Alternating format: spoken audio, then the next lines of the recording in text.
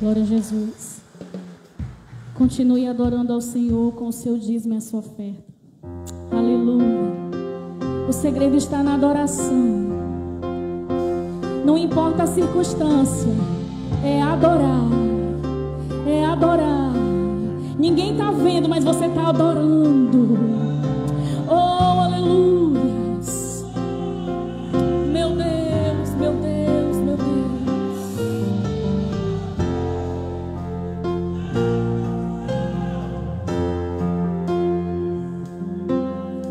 Cortaram a árvore cheia de vida, cortaram,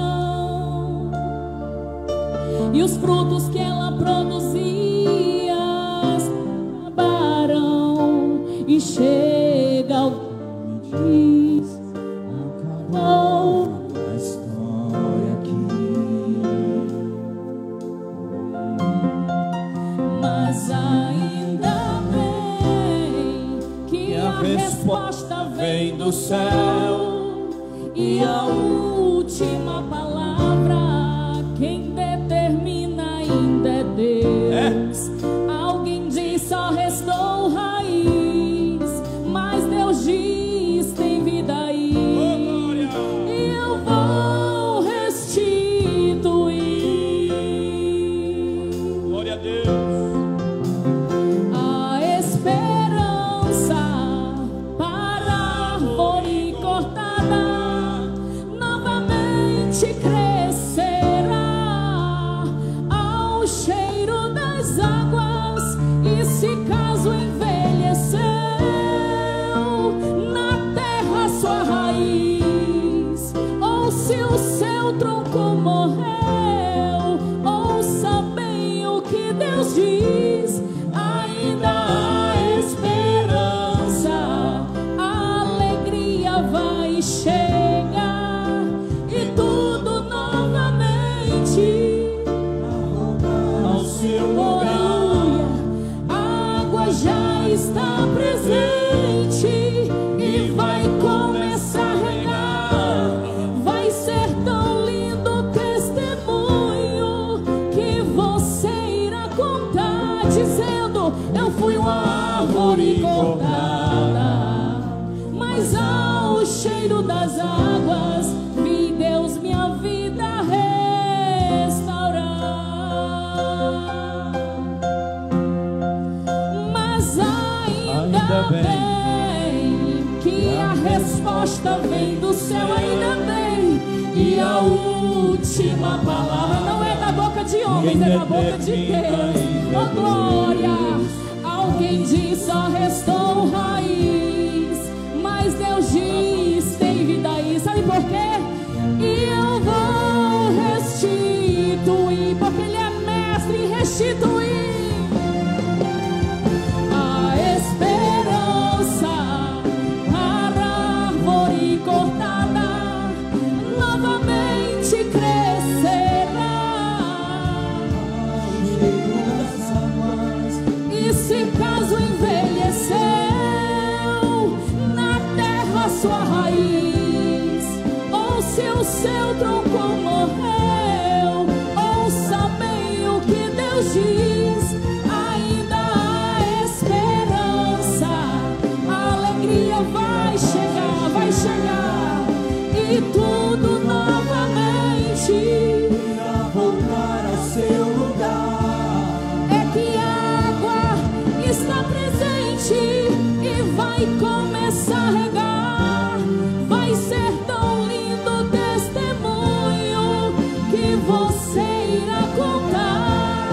Eu fui uma árvore cortada, mas ao cheiro das águas vi Deus minha vida restaurar. Restaurou os meus sonhos, restaurou a minha fé, e sobre a minha saúde Ele me colocou de pé. Restaurou a minha casa e toda a minha família, e hoje todos nós o servimos com alegria. E toda vez que eu escutava alguém dizer até tinha estrutura, Mas veio a morrer. eu me lembrava da promessa. Pra não desanimar. Essa promessa me cada dia,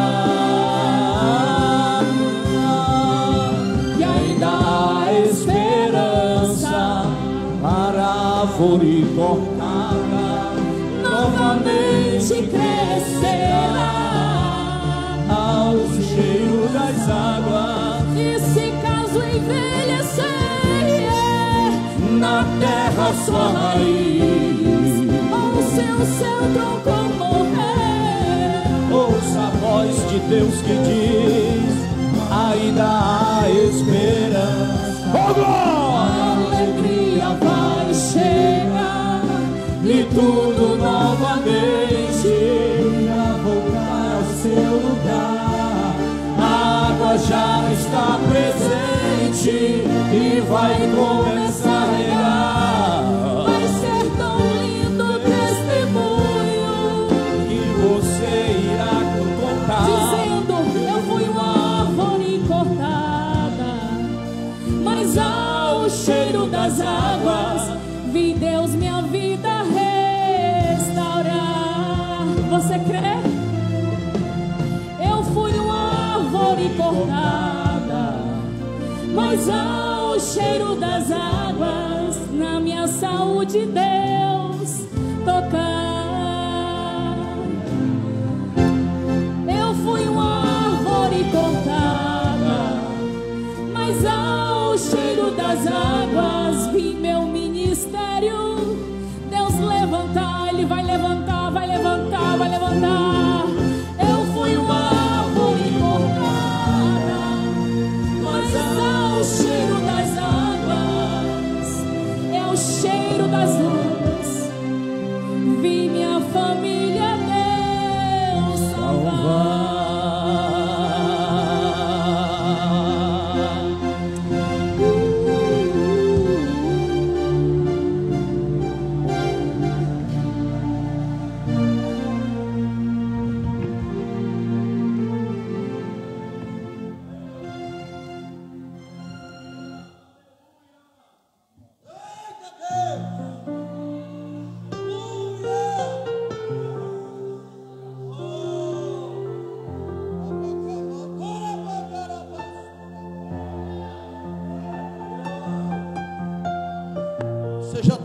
Seja tocado pelo Espírito Santo. A presença do Senhor é forte nesse lugar essa noite. Oh, Espírito Santo.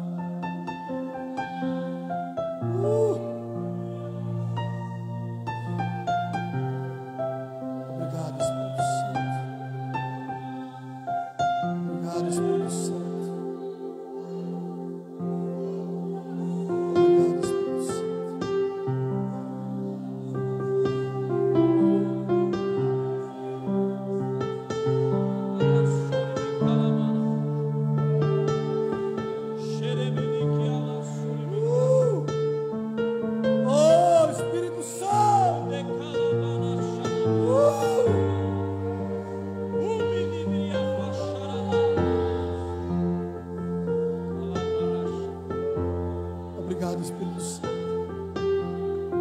A presença do Senhor é real nesse lugar, meu irmão.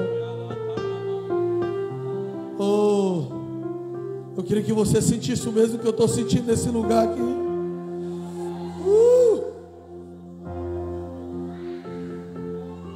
Eis que estou no meio de vós essa noite. No que me que acharamacalas. Olha aí, eu desfazendo as barreiras, ó. Xeremacato. Olha aí, Deus agindo, olha aí, ó. Que me que achorabacalaço. Tenho eu renovo, tenho eu restauração. E esta noite estou entrando em providência com a minha igreja. Porque grandes necaplacharabacaias o inimigo tem antigminicalaço. Mas eu conheço os projetos do adversário. Mas o que tenho pensado a respeito de vós é diferente. Porque eu sustento o meu povo com minhas próprias mãos. Olha que a minha glória vai adiante de vós. Não vos preocupeis, porque o tempo me pertence. Porque tenho eu na Caxaramacanduru e Bicaia o controle de tudo, diz o Senhor dos Exércitos. Você pode aplaudir a Jesus essa noite. Aplauda a Jesus o mais forte que você puder. É para Ele, é para Ele. Ele está na casa.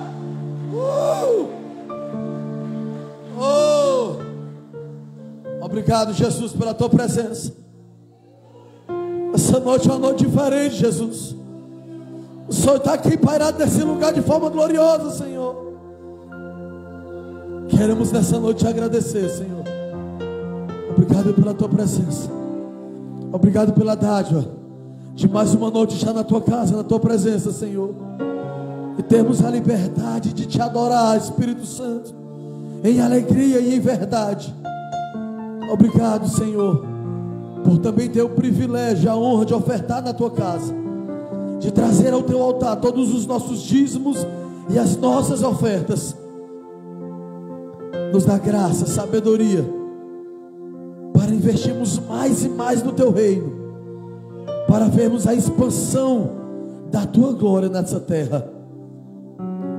Aqueles que não puderam essa noite, o Senhor vinha abrir as portas, o Senhor vinha abrir portas de emprego, que o Senhor venha fazer milagre, que o Senhor venha ser Jeová Jireh, o Deus da provisão na vida do meu irmão.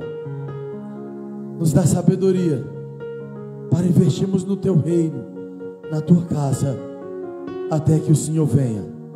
É o que nós te pedimos, já te agradecemos, no nome de Jesus. Glória a Jesus. Mais uma vez, aplauda Jesus. Ele é digno de toda glória, toda honra e toda adoração. Vou chamar aqui as criancinhas aqui à frente. Aleluia. Chama aqui as criancinhas. Glória a Deus. Aleluia. Glória a Deus. Oh, aleluia.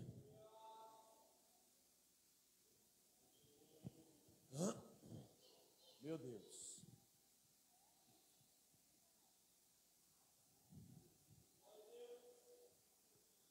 Estenda suas mãos aqui em direção esses pregadores, levitas, missionárias das suas gerações. Eu creio, tomo posse e profetizo que essas crianças serão o futuro da igreja, os futuros pastores, levitas, missionários. Nenhum irão se perder, todos serão potência na mão do Altíssimo. Pai, queremos te entregar essas crianças em tuas mãos.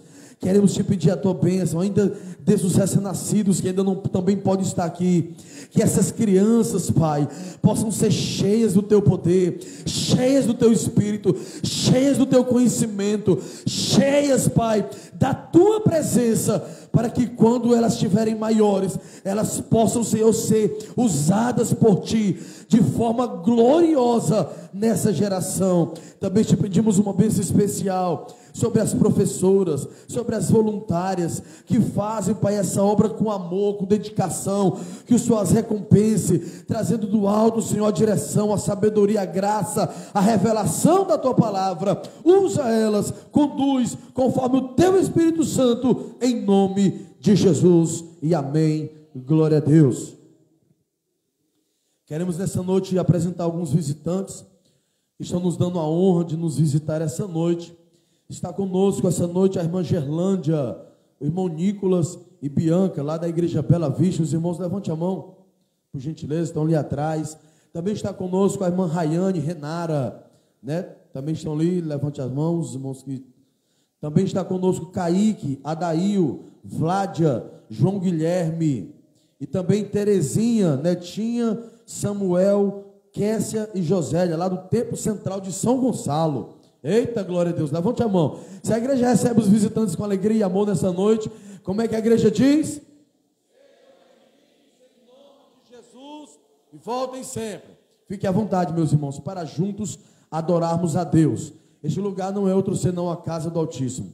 E alguém que não deu tempo de pegar o nome aí, chegou agora por último, também sinta-se à vontade, fique bem-vindo. Você está na casa do Pai. Aqui você tem liberdade para glorificar, para adorar, para chorar, para gritar. Fique à vontade. Na casa do Pai nós temos liberdade. Amém? Nosso pastor agora estará ministrando a palavra.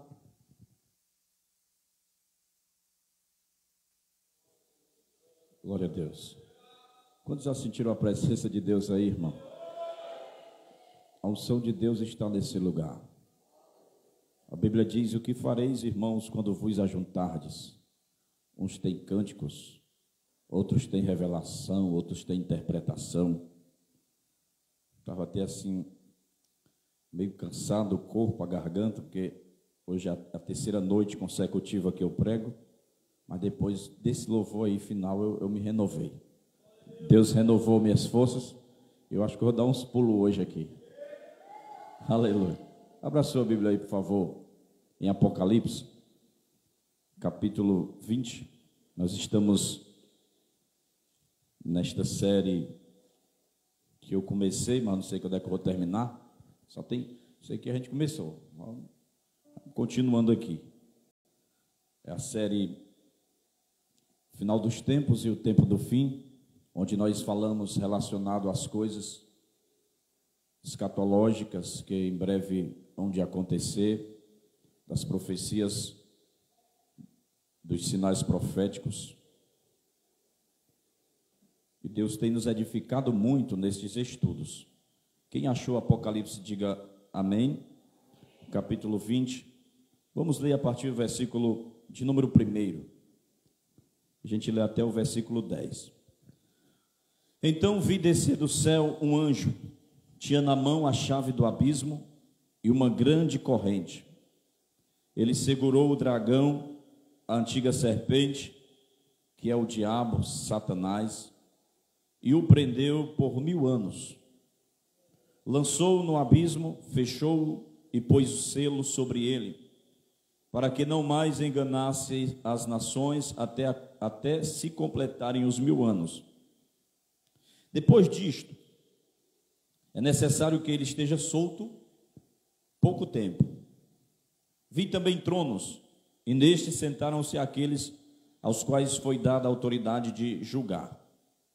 Vi ainda as almas dos decapitados por causa do testemunho de Jesus, bem como por causa da palavra de Deus, tantos quantos não adoraram a besta, nem tampouco a sua imagem, e não receberam a marca na fronte e na mão, e viveram e reinaram com Cristo durante 1000 anos. Os restantes dos mortos não reviveram até que se completassem os 1000 anos. Esta é a primeira ressurreição. Bem-aventurado e santo é aquele que tem parte na primeira ressurreição. Sobre esses a segunda morte não tem autoridade. Pelo contrário, serão sacerdotes de Deus e de Cristo e reinarão com ele os 1000 anos. Quando, porém, se completarem os 1000 anos, Satanás será solto da sua prisão e sairá a seduzir as nações que há nos 4 cantos da terra, Gog e Magog, a fim de reuni-las para a peleja. O número dessas é como a areia do mar. Marcharam então pela superfície da terra e sitiaram o acampamento dos santos e a cidade querida. Desceu, porém, fogo do céu e os consumiu. O diabo, o sedutor deles, foi lançado para dentro do lago de fogo e enxofre, onde já se encontram não só a besta, como também um falso profeta, e serão atormentados de dia e de noite, pelo século dos séculos. Aleluia. Coloque a sua Bíblia aí, se puder, na cadeira. Estenda as suas mãos assim. Estenda para cá as suas mãos. Estenda as suas mãos para mim. Agora, ore por mim agora. Me abençoe aí. A igreja, ore por mim.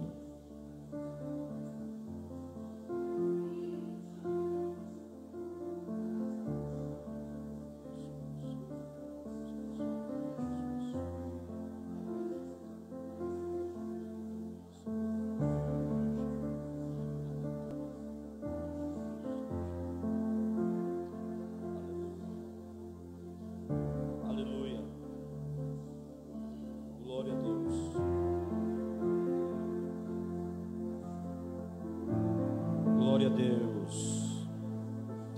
Faz assim, Jesus, fica conosco, Espírito Santo. Em nome de Jesus, amém. Glória a Deus.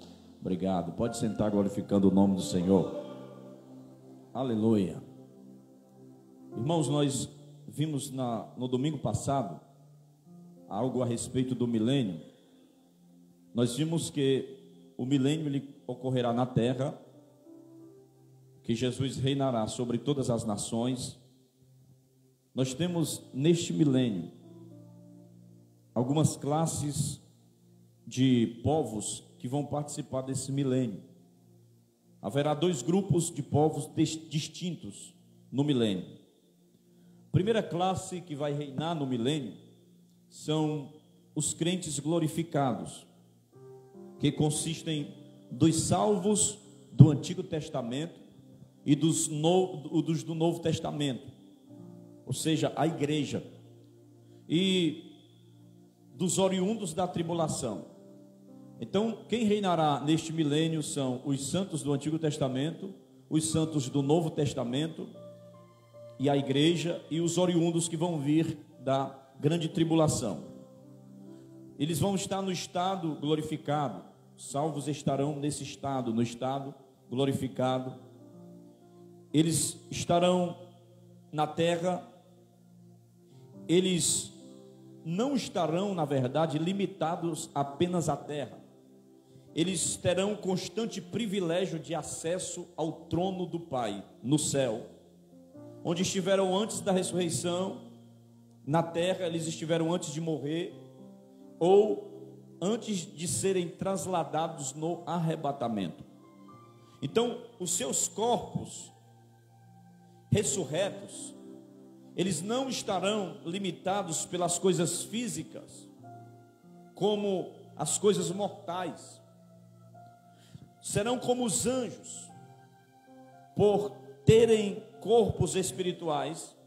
Nós não vamos ser limitados à matéria. Os nossos corpos serão apropriados para nós estarmos na terra e também no céu. Imagine você ter um corpo que você pode transitar na terra ao céu como livre acesso. Isso tudo pode até parecer fantasioso e inacreditável para nós hoje, porque nós estamos nesse corpo terreno, apegado exclusivamente à terra. Mas você basta observar a vida de Jesus quando ele estava aqui na terra após a sua ressurreição. Porque junto ao seu túmulo, quando ele ressuscita, Maria Madalena o reconhece pela sua voz.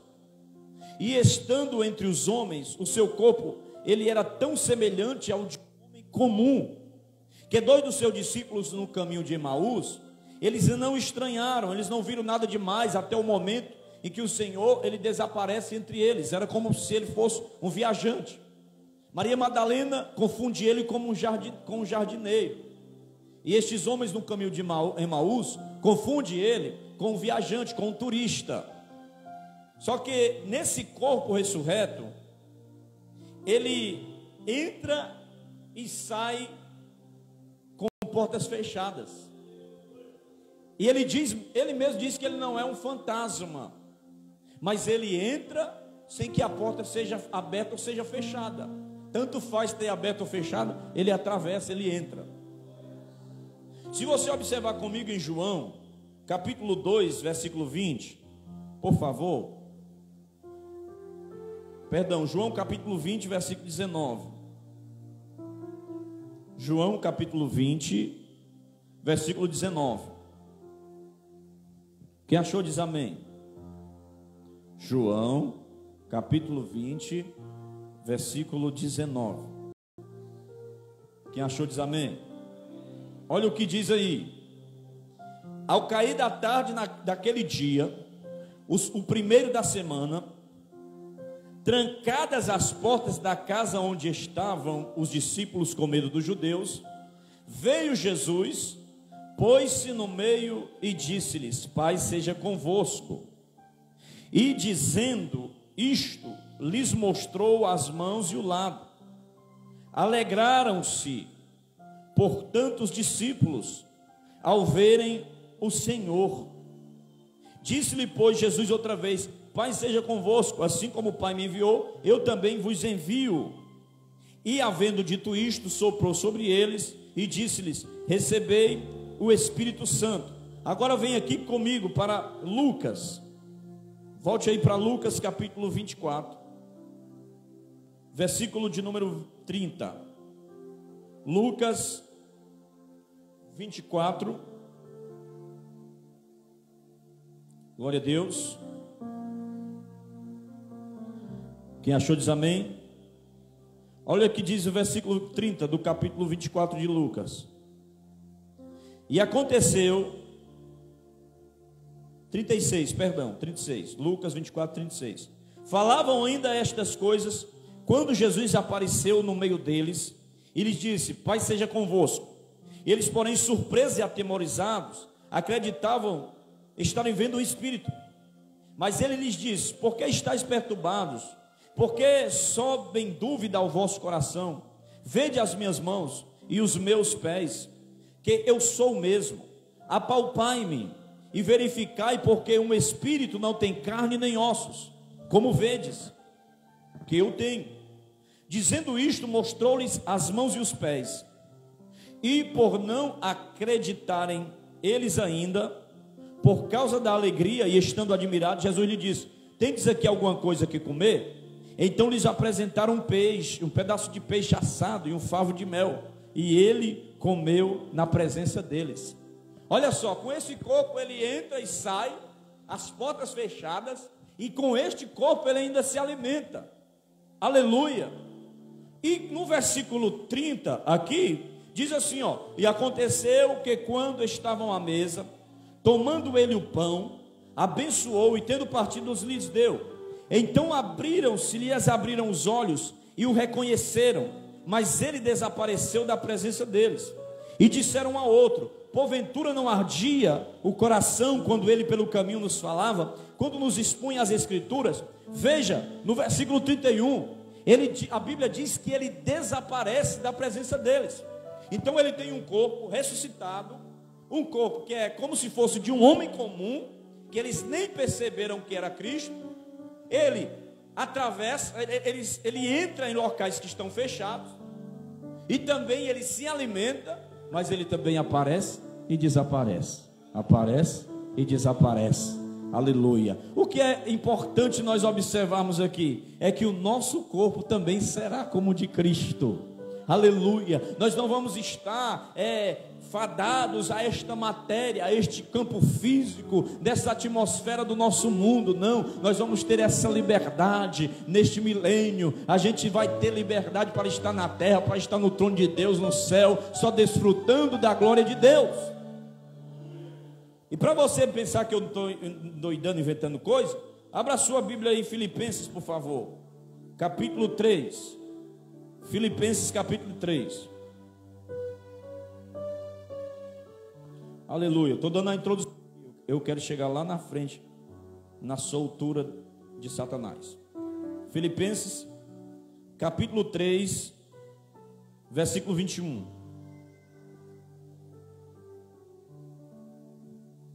Vamos ler o 20. Filipenses 3 e 20. Quem achou diz amém. Pois a nossa pátria está onde? De onde também aguardamos o Salvador, o Senhor Jesus Cristo. Onde é que está a nossa pátria? Está no céu. Quem vai para lá? Quem é de lá? Quem é cidadão de lá? Agora veja o versículo 21. Olha aí o que é que Cristo vai fazer: o qual transformará o nosso corpo de humilhação para ser igual ao corpo da sua glória, segundo a eficácia do poder que ele tem de até subordinar a si todas as coisas. O meu corpo, o seu corpo será semelhante ao dele, semelhante à glória dele, que desaparece, que aparece, que se alimenta, que entra nos locais com porta fechada. Seremos semelhante a ele. Aleluia. o seu corpo que padece aqui na terra, que adoece, que pega virose, que pega a chikungunya, que pega o covid, que cai o cabelo, a calvície, os dentes, vai enrijecendo, as veias vai ficando sobressalente, o corpo vai engilhando, aí tem uns que puxa para lá, puxa para cá, faz uma plástica ali e arranca tanta pele que dá para fazer um anão deste tamanho, de tanta pele que arranca. Mas não se preocupe, porque lá no milênio, quando nós entrarmos nesse estado, não vai ter doença, não vai ter, aleluia, engelhamento, não vai ter ruga, não vai ter bico de papagaio, não vai ter varize. É um corpo de glória, glorificado como o do Senhor. Se é a esperança do crente. Aí, o verbo aqui, no grego, que ele diz aqui, ele explica essa maneira, uma maneira forte, essa mudança dramática e também necessária do nosso corpo. O verbo alterar, muitas vezes traduzido por transformar, que é a palavra metaschemazo no grego, significa literalmente alterar o esquema. Jesus, ele vai revirar o nosso corpo e fazer algo novo. Essa palavra significa também uma transfiguração. Ele vai transfigurar o sistema do nosso corpo, porque foi Ele que nos criou. E quando Deus nos criou, Ele cria o nosso corpo do pó da terra, fadado a esta matéria aqui do mundo. Mas Ele junta Trindade, se junta a Trindade, a triunidade, as 3 pessoas da divindade, e diz: façamos o homem a nossa imagem e semelhança. E ele insufla o ar, ele sopra Neshama, natureza humana e natureza divina. A palavra pode também significar mudar a forma de uma pessoa ou de uma coisa. Ser mudado quanto à forma, mudar de configuração, mudar a posição, mudar de postura. Aí olha o que é que João diz lá na primeira carta. Quem está aí, dá um glória a Deus. Quem trouxe a Bíblia, procure aí e diga um aleluia. 1 João 3:2. Quem trouxe a Bíblia, dá um aleluia. Primeira epístola de João, capítulo 1. Não, capítulo 3. 1 João, capítulo 3. Veja aí o versículo 1. Aleluia, glória a Deus. Quem achou diz amém. Primeira epístola de João, não é o evangelho, tá? Capítulo 3. Vede que grande amor nos concedeu o Pai, a ponto de sermos chamados filhos de Deus. E de fato somos filhos de Deus. Por essa razão o mundo não nos conhece, porquanto não o conheceu a Ele mesmo. Versículo 2, atenção. Dá um glória a Deus antecipado aí. Amados, agora somos filhos de Deus, e ainda não se manifestou o que haveremos de ser.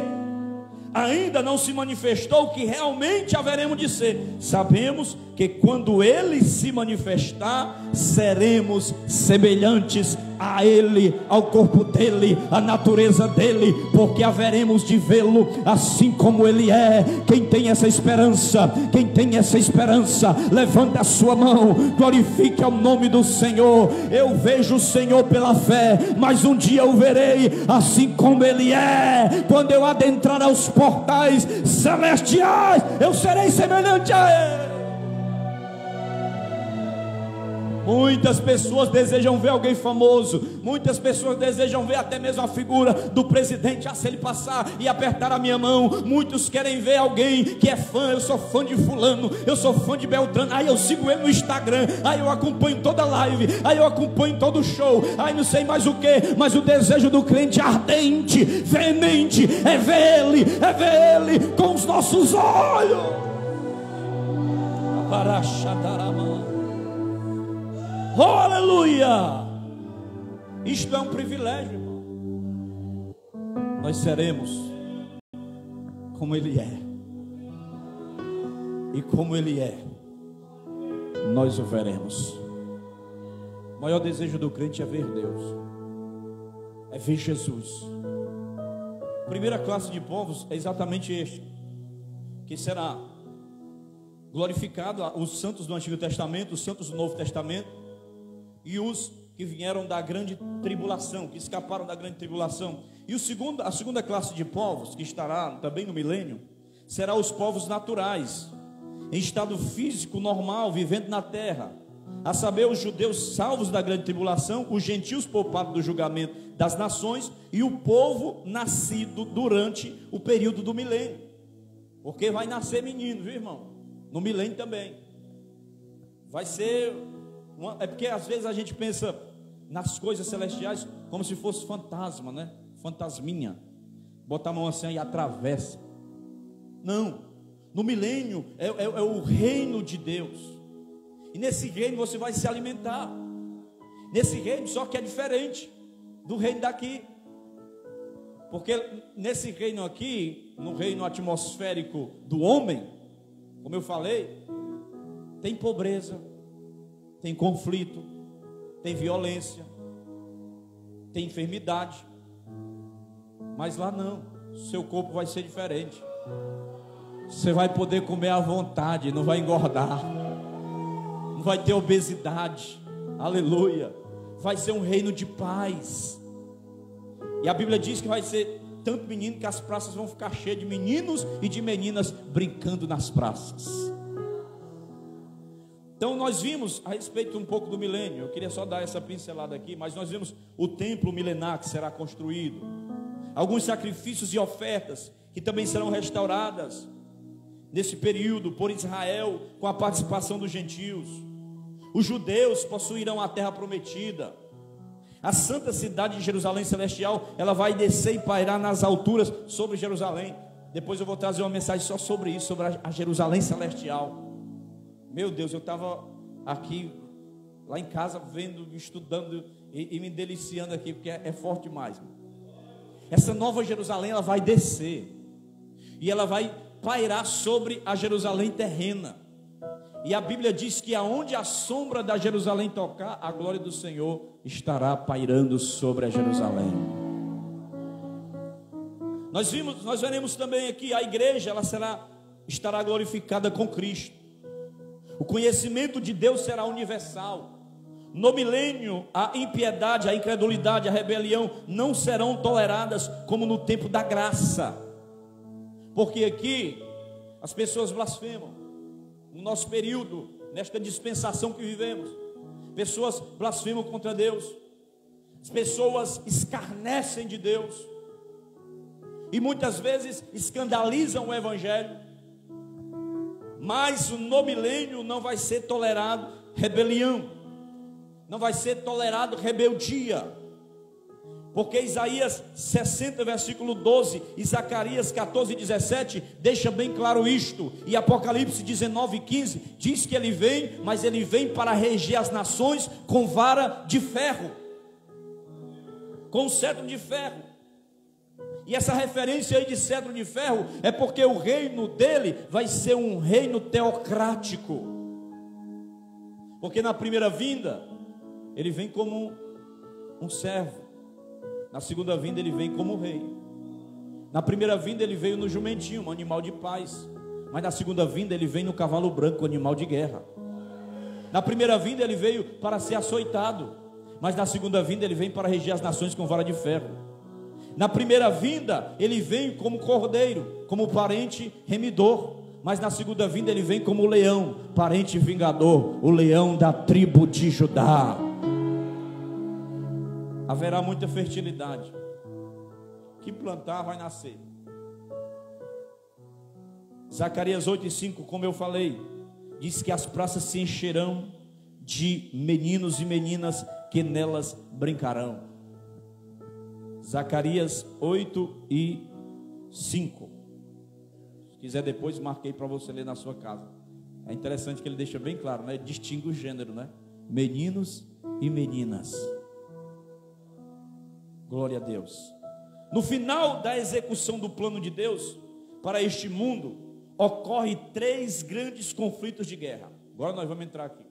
Não quero demorar muito hoje não. No final da execução do plano de Deus para este mundo, vai ocorrer 3 grandes conflitos ou guerras, batalhas travadas.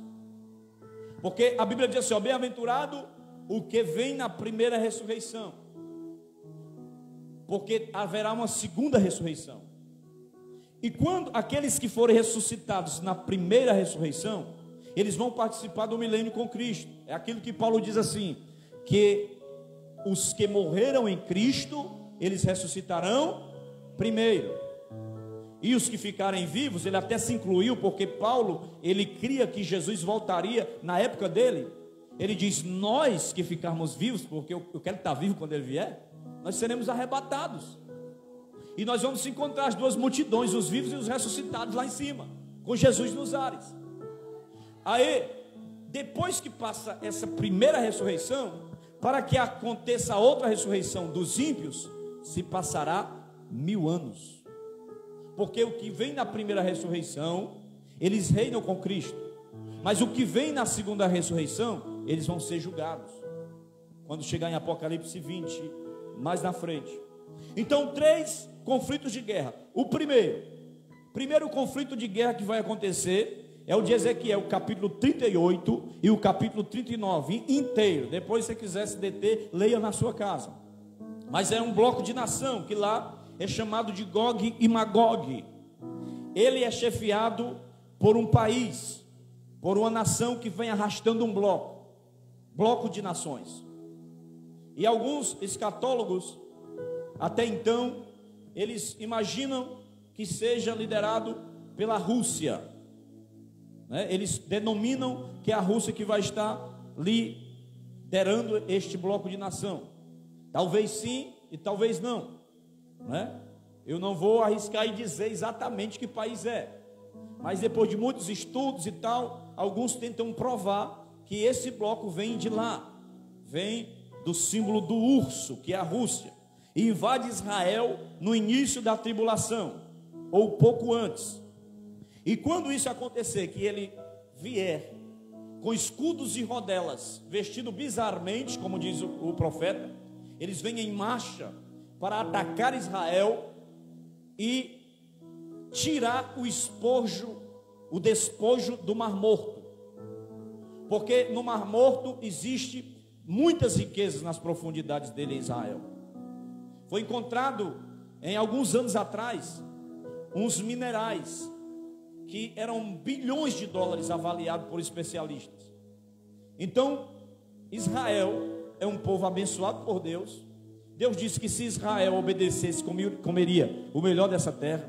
Quando Jacó foi lançar uma bênção sobre José, ele disse, eu vou te abençoar com as riquezas das alturas, as riquezas da terra, da madre, do ventre e das profundezas da terra. Então todo mundo, ele já está se virando para Israel. E Israel é um país que é menor do que o menor estado do Brasil, que é Alagoas. Mas ninguém tem a potência bélica mais poderosa do que Israel. Eles têm uma tecnologia de dessalinizar a água do mar e plantações e lavouras, as coisas mais lindas do mundo. Eles, tudo que você observa na tecnologia, o GPS, quem criou foi judeu. Em muitos medicamentos, genéricos ou não, tem dedo de judeu lá, em experiências de laboratórios. Então, Israel é uma terra abençoada. Quem abençoa Israel também é abençoado.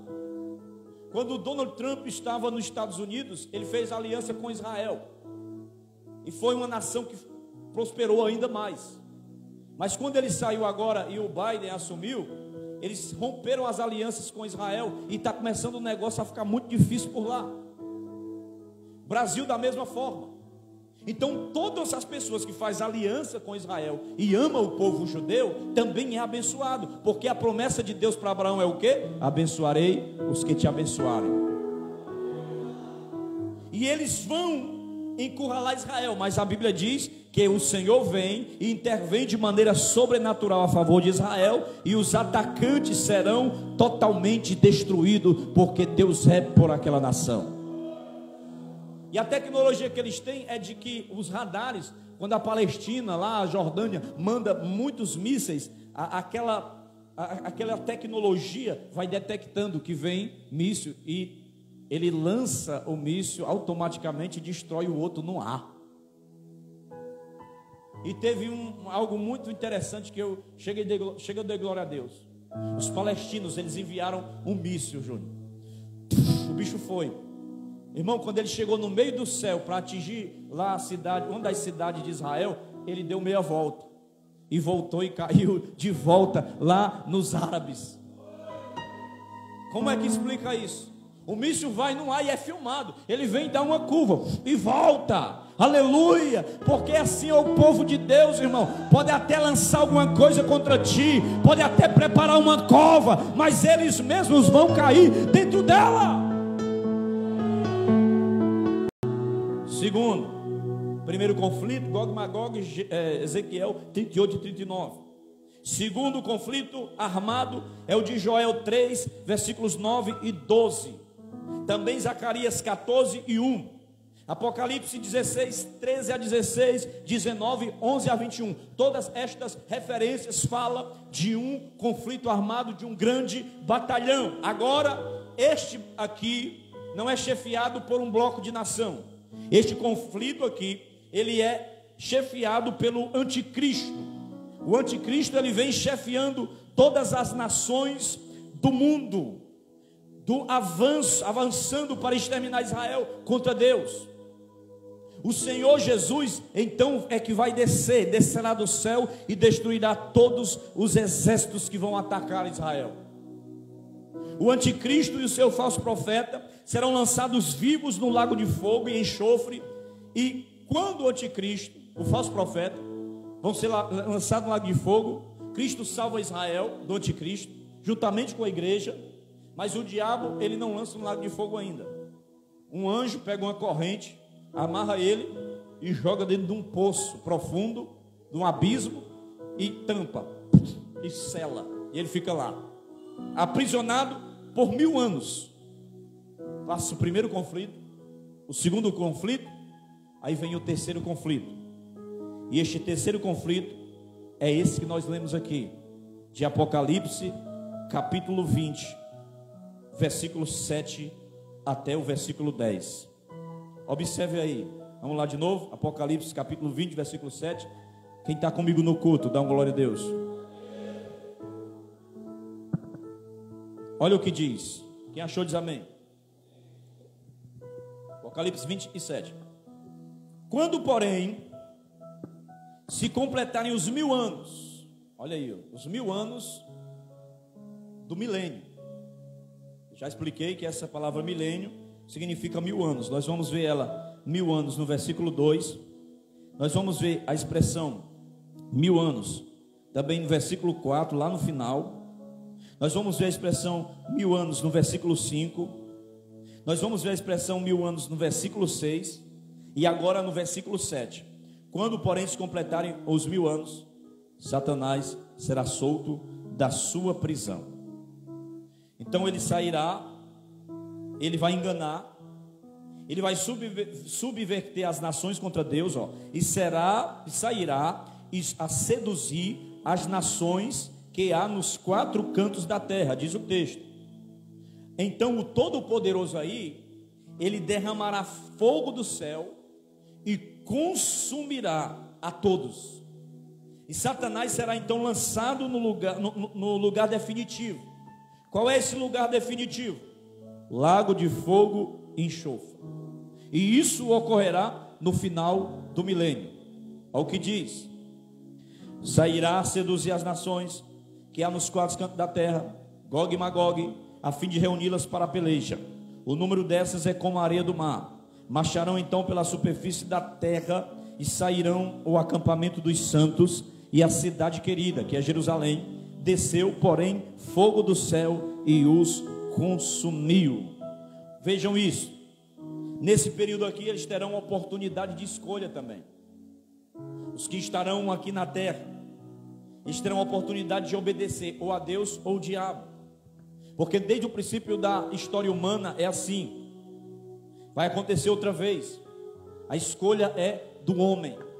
A quem você quer seguir, a quem você quer servir, qual exército você vai prestar o serviço. E aqui será a última rebelião que Satanás instigará contra Deus. E eu tenho aqui alguns apontamentos sobre isto. Primeiro, ele vai falar aqui da expressão de novo, Gog e Magog. Em Ezequiel fala de Gog e Magog, e Apocalipse também vai falar de Gog e Magog. E esse Gog e Magog aqui são nações rebeladas contra Deus, instigadas por Satanás e conduzindo furioso até que eles venham contra os santos. E não se trata aqui absolutamente do mesmo Gog e Magog de Ezequiel. É uma simbologia e uma semelhança da batalha que lá acontece, porque existe algumas diferenças. Por exemplo, Gog e Magog de Ezequiel e Gog e Magog de Apocalipse. Gog e Magog de Ezequiel é um bloco de nações. O de Apocalipse são todas as nações. O de Ezequiel, ele vem do Oriente. E aqui em Apocalipse envolve toda a terra. O de Ezequiel age por ato divino, mas o de Apocalipse é influenciado pelo diabo. O de Ezequiel é destruído por espada. O de Apocalipse é destruído por fogo do céu. O de Ezequiel é sepultado em Israel, mas o de Apocalipse ele é lançado no lago de fogo, totalmente consumido. O de Ezequiel vem antes do milênio e o de Apocalipse vem depois do milênio. Entendeu a diferença?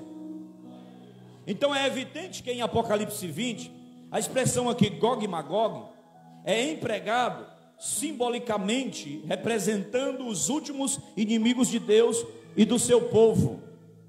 É evidente que Ezequiel ele trata aqui de um evento e Apocalipse também está tratando de outro evento.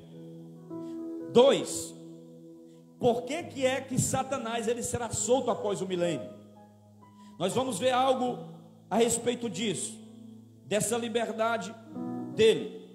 Primeiro, provar os que nasceram durante o milênio, porque eles vão ser provados também, porque nem Jesus escapou da tentação, quanto mais eles. Ele vai estar lá para provar os que estarão lá, se realmente eles se converteram de verdade. Segundo, para revelar que o coração humano não convertido, ele permanece inalterável, porque mesmo assim vai ter gente que vai ceder, vai pecar e vai virar as costas para Deus. Já pensou nisso? Porque mesmo sobre o reino pessoal do Filho de Deus, irmão, hoje em dia o homem ele culpa em tudo o diabo por suas maldades, por seus infortúnios, culpa em tudo as transgressões e quedas. E durante o milênio não haverá nenhum diabo, para que eles fossem tentados, né? Depois é que ele é solto. Mas mesmo assim, quando ele chega, eles estão passando um período somente com Deus, e eles ainda vão ceder à tentação. Por quê? Porque o problema não é o ambiente, o problema é o coração. Você pode estar num ambiente melhor que você esteja, mas no seu coração a treva, todo o seu corpo será treva. Ou você não percebe que tem muita gente que recebe a bênção de Deus e se embaraça? Tem muita gente que recebe a bênção de Deus e se desvia. Eu mesmo já profetizei para pessoas, Deus me mostrando, Deus vai te levantar, Deus vai te usar, Deus vai te dar bênçãos, e a pessoa recebe, cadê ele na igreja? Está no mundo. Porque o problema, meu irmão, não é ambiente, é o seu coração. Porque se você tiver Deus no seu coração, você é crente no ambiente de riqueza e no ambiente de pobreza. Mesmo com todas as benesses, mesmo com todas as bênçãos, muitos homens ainda vão ser ingratos contra Deus, porque o coração do homem é mau e é pecaminoso. Mediante essa liberdade provisória de Satanás, Deus demonstra pela última vez quão pecaminosa é a natureza humana e que o homem por si mesmo jamais se salvará, mesmo sob as melhores condições. Por quê? Porque só o sangue de Jesus Cristo pode purificar-nos de todo o pecado. Porque se nós andarmos na luz, como Ele na luz está, e tivermos comunhão uns com os outros, o sangue de Jesus Cristo, o seu Filho, purifica de todo o pecado. O problema não é pecar, o problema é não se arrepender. Porque João diz: filhinhos, rogo-vos que não pequeis, mas se alguém pecar, nós temos um advogado junto ao Pai, Jesus Cristo, o justo. Aleluia. O homem só se liberta do pecado mediante uma transformação espiritual, e jamais por meio de pessoas ou de ambiente. Pode estar no ambiente melhor, não vai lhe salvar. Pode ter dólar, pode ter real, pode ter euro, pode ter iate, pode ter casa, pode não ter casa, mas só tem uma coisa que vai lhe salvar: é o sangue de Cristo, é o Salvador da cruz que morreu por ti. O problema não está no ambiente, é no coração. Muita gente que bota desculpa no ambiente, né? Ai, mas é muito amigo que eu tenho, é muita influência. Eu cedi à tentação porque chamaram para mim tomar uma cervejinha e eu não aguentei. Qual é o ambiente que você está frequentando, irmão? Se você é crente aqui, você tem que ser crente lá. Se você é crente aqui ouvindo as coisas de Deus, você também é crente quando se levanta um professor endemoniado, incrédulo, que não crê em Deus e fala mal dos valores cristãos, você continua firme na sua posição. Porque geralmente, quando os jovens nascidos da igreja, nascidos no evangelho, chegam na universidade, às vezes é 6 meses para ele se desviar, 6 meses para se embaraçar.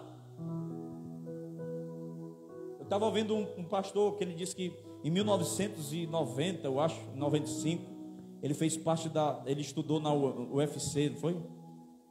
E ele disse que uma professora se levantou lá, a mulher formada, graduada, pós-graduada, não sei mais o que, e ela disse que Jesus tinha sido o gigolô de Maria Madalena. E ele, crente novo convertido, mas já tinha lido a Bíblia um bocado de vezes. Aí disse assim: ei, a senhora entende de antropologia, a senhora entende de geografia, de história, de filosofia, mas de Bíblia a senhora não entende não. Quem entende sou eu. Isso aí não aconteceu não, viu? Não tem na Bíblia não. Ele se posicionou, irmão. Só que às vezes o nosso jovem fica acuado, fica com medo. Porque a cultura que se dissemina é que quem é ateu, é não sei o que, é intelectual, é que está por cima de tudo. Mas aí vem de todos os cantos, da Jordânia, da Arábia Saudita, do Afeganistão, não sei mais de quem, os islamitas, os muçulmanos. Eles chegam e vão na Alemanha. A Alemanha é um país pós-cristão.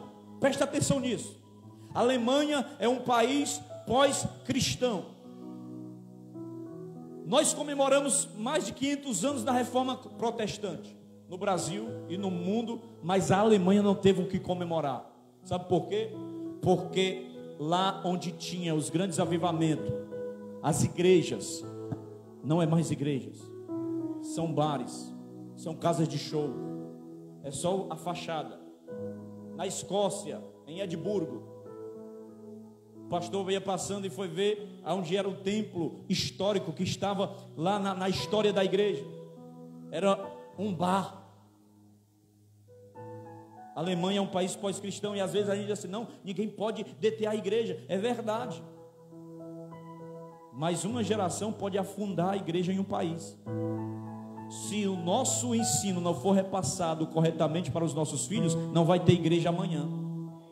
Se nós não soubermos exercer o nosso direito de cidadania e saber em quem votar, você está frito.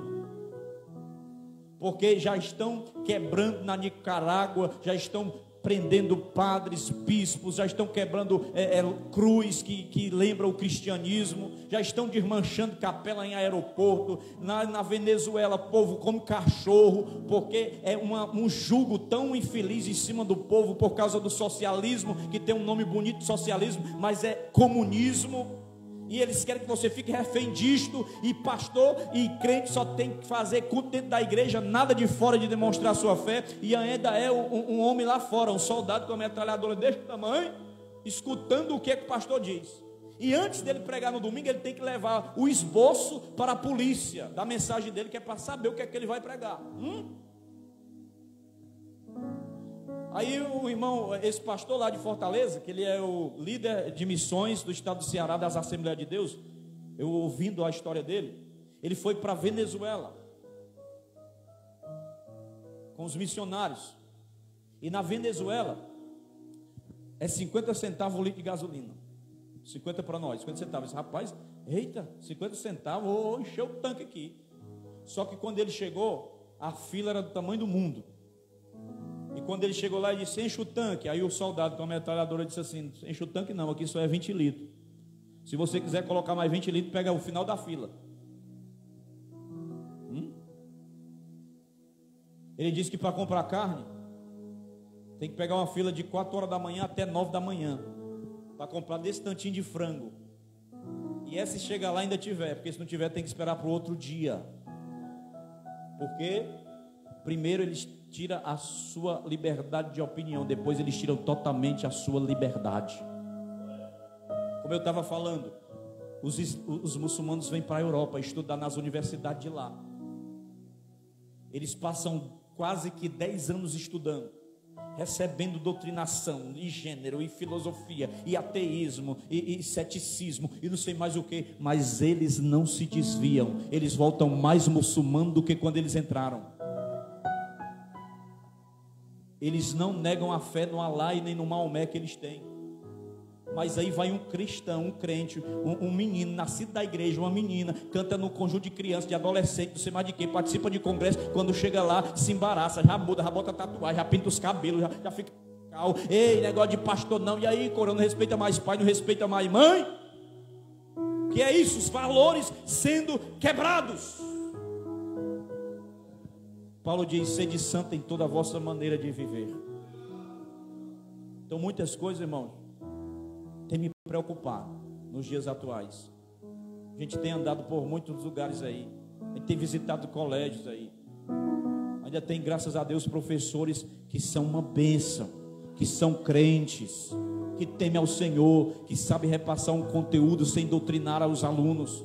E é por isso que a igreja, ela tem que se posicionar, ocupar estas repartições. Tem que ter juízes crentes, engenheiros crentes, arquitetos crentes, professores crentes, doutores crentes, médicos crentes, advogados crentes, promotores crentes, dentistas crentes.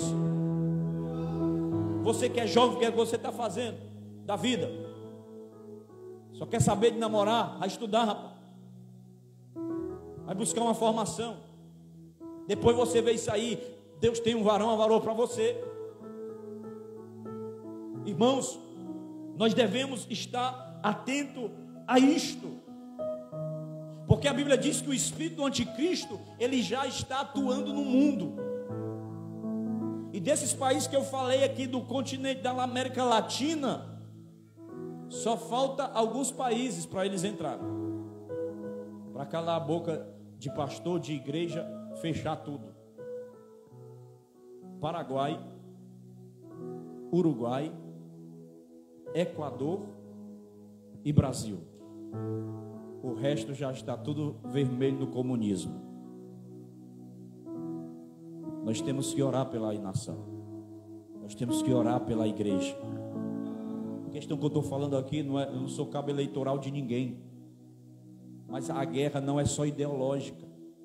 A guerra não é só política. A guerra é espiritual. E nós devemos atentar para isso. Amém, irmão? Glória a Deus. Voltar aqui, né? Então, através desta curta liberdade de Satanás, Deus demonstra que Satanás também é totalmente corrigível. Após passar 1000 anos na prisão, ele é o mesmo de sempre. Sempre enganador, sempre ladrão, sempre mentiroso, sempre trazendo conflito, sempre trazendo guerra. Será uma revolta mundial. Aqueles que atualmente gostam de revoltas, de promovê-las, assim como de contenda, de divisões, de rebeldia, pessoa que gosta de rebelião, de sair quebrando as coisas, sair tocando fogo em tudo.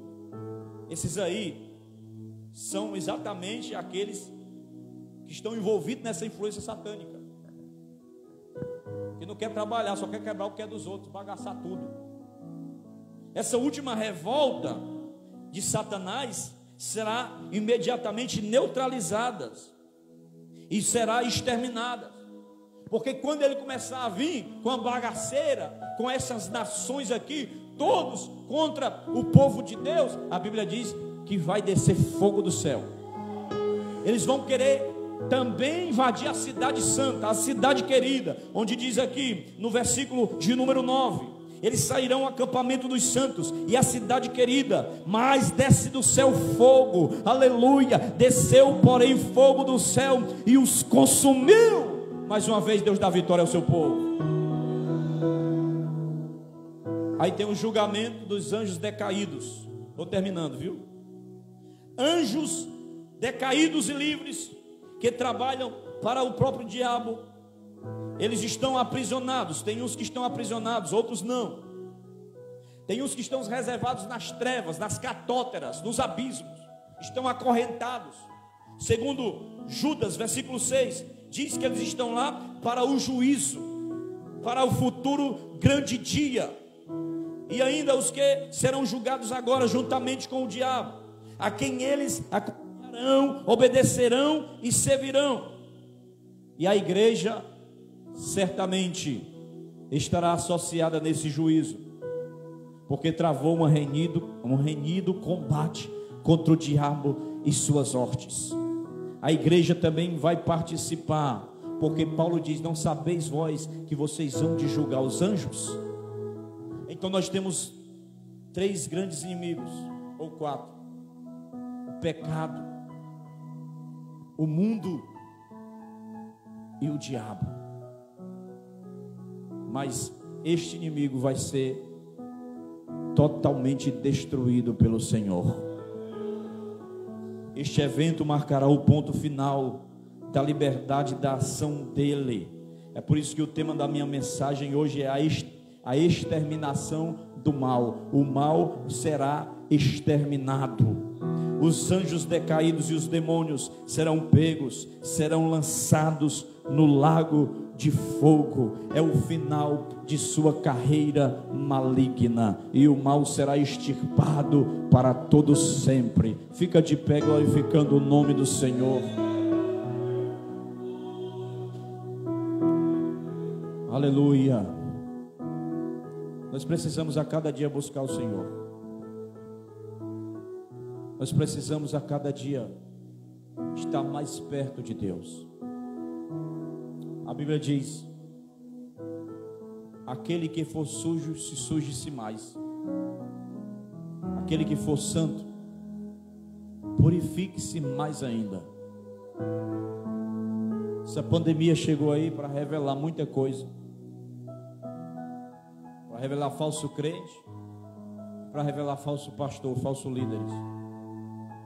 Aproximadamente 50% de pastores no Norte América, nos Estados Unidos, eles não voltaram mais para as suas igrejas depois desta pandemia. Muitos crentes também não voltaram mais para as igrejas, ficaram lá pelo meio do mundo mesmo.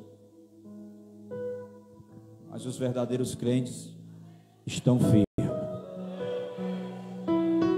Pode vir guerra, pode vir rumor de guerra, pode vir o que for, até a perseguição, porque a perseguição ela não parou a igreja do Senhor. Deus ainda tem remanescentes que está clamando, e a oração deles é: Maranata, Maranata, ora vem, Senhor Jesus. Oh, fecha os teus olhos, fala alguma coisa para o Senhor aí. Talvez você esteja assim com o coração meio duro. Senhor,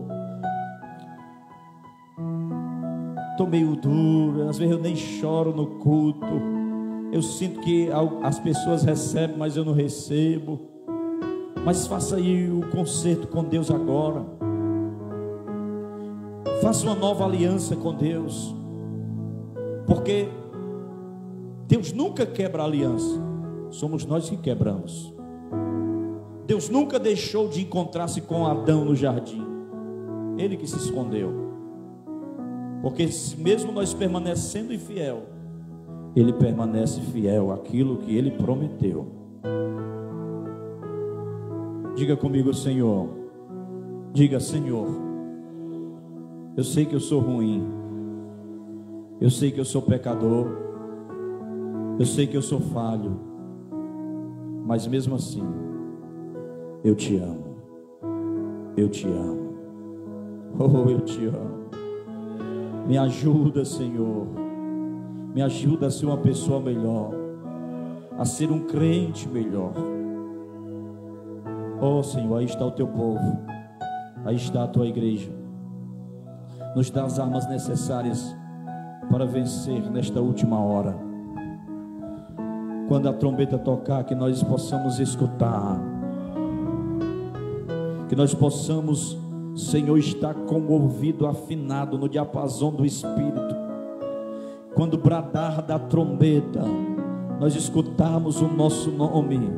Vem, eu ouvirei Jesus me chamar. Oh, Senhor, nos dá sensibilidade, nos ajuda, nos guarda, nos livra. Livra o teu povo. Guarda a tua igreja, guarda as famílias. Preserva os casamentos. Ajuda, Senhor, os nossos filhos. Nos ajuda a criar os nossos filhos em uma sociedade, Senhor, tão complicada.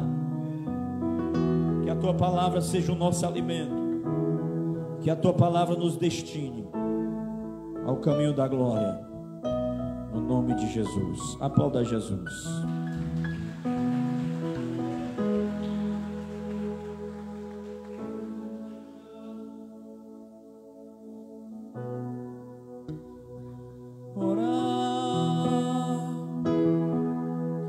O céu sente saudades, Ele cria situações e me traz de volta pro altar.